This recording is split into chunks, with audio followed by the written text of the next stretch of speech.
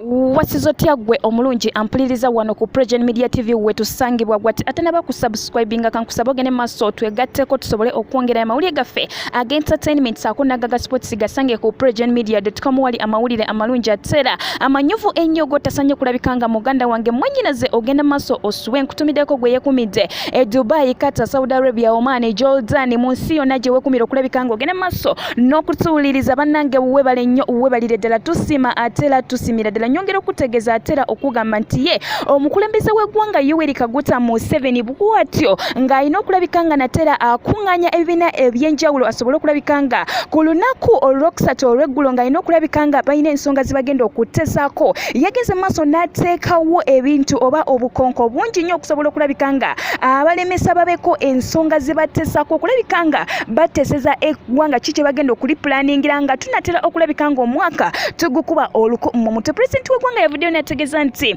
abantu bonna balina okulabikanga nate b'empizi bonna mu parties ez'enjawulo oba NRM oba NUP oba FDC mulina ogenda maaso n'okulabikanga mwegemesa naye ate parties ez'enjawulo ez'opposition nga FDC NUP sako n'endala baziganya okulabikanga natera zimitinga omukulu n'okusobola okulabikanga balina ensonga zibateesako okulaba butya eggwanga lino ligenda okulabikanga natera balidduukanya mu maaso oba mu bwangu ddala basobole okulabikanga batuula bateseko omukulu ono president w'eggwanga yategeezezza nti omuntu yenna agenda okumulaba alina ekisooka okulabikanga agenze maaso n'okulabikanga bamugemye bulungi baddamu ate ne bakugema ne beekakasa bulungi atera okusinkana omulemize ne wobeera nga gwe ani olina okulabikanga sitatasiyo eya covid oba omicron eringa eritalatibu nnyonyonyo obanga eri bulungi ogenze maaso ne bakugema bwatyo omukulembeze w'eggwanga alina okumiitinga ebibiina bino byonna ebya iPod yavuddeyo n'agamba nedda kamitingeko bano aba NRM mmwe abatayagala kulabikanga mwegema opposition